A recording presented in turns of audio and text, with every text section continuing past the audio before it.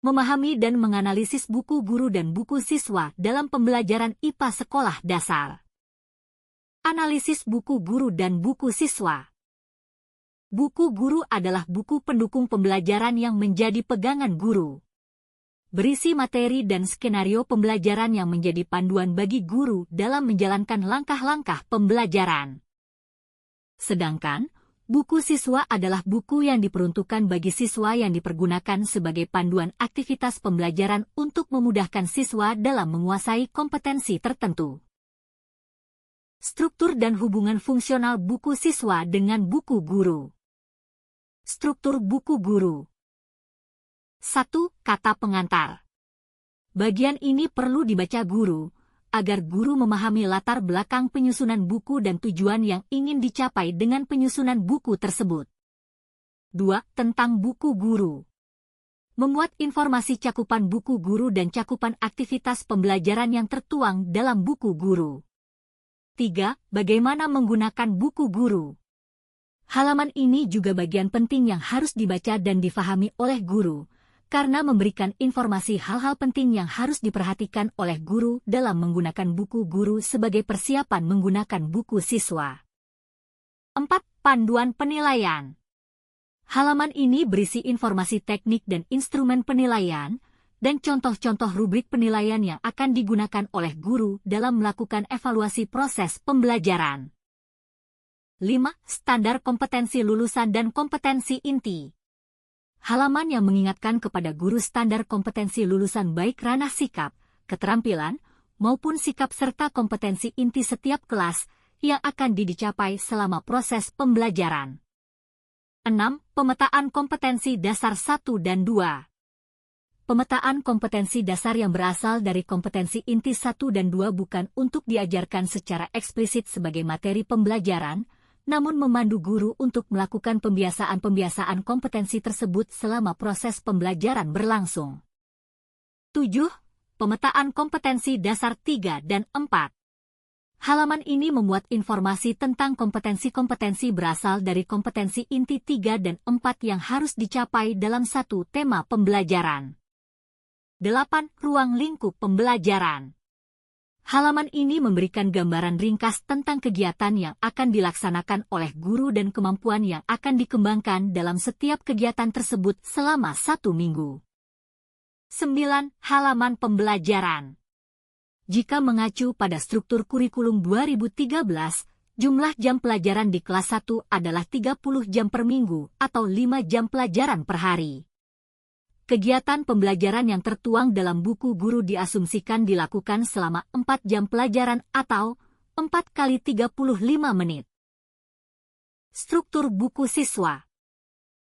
Pada buku siswa terdapat berbagai ikon yang mempunyai tujuan masing-masing, yaitu: ayo belajar, ayo bacalah, ayo cari tahu, ayo lakukan, ayo amati, ayo menulis.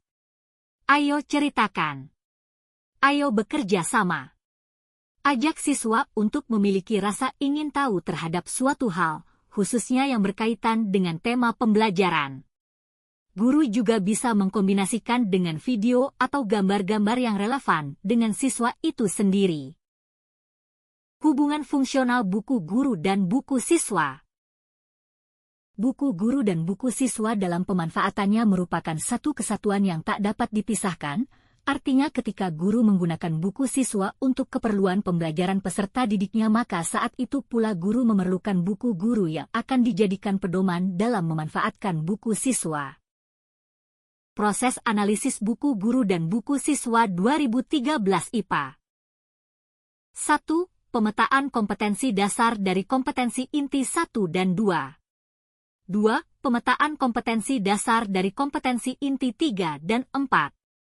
3. Pemetaan kompetensi dasar tiap PB atau harian. 4. Tujuan pembelajaran. 5. Media, alat bantu dan sumber belajar. 6. Kegiatan pembelajaran.